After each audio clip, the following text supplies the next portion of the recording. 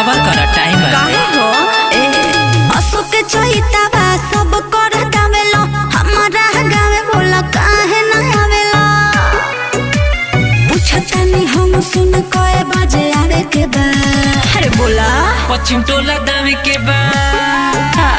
पूर्व टोला दावे के बा दक्षिण टोला दावे के बा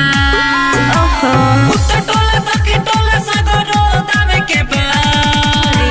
पूर्व पश्चिम दक्षिण दावे के बा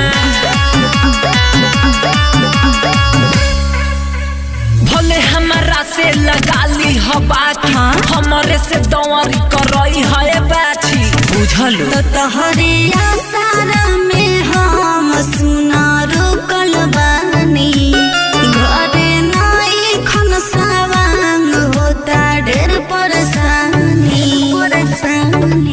बुझाइल कल सबर और थोड़ा सा बाटे छोड़ के आई तो लागी लोटाटे हो गइले तो अब दमरी लगावे के बा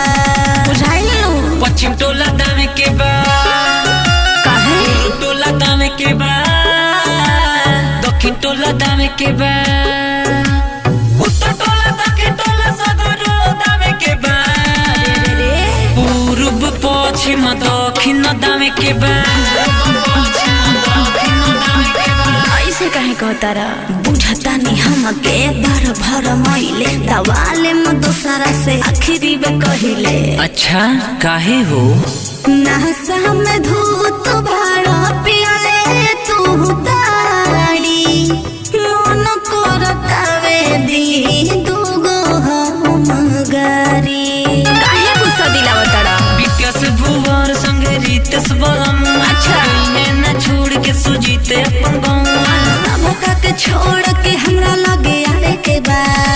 का कहलू हो पश्चिम टोला दावे के बा देखते बानी पूर्व टोला दावे के बा दक्षिण टोला दावे के बा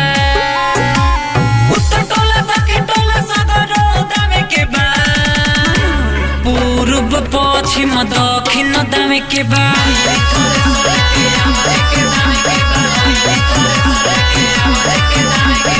हौजी खिसियाइए मत जाके पाजा में उठाइए।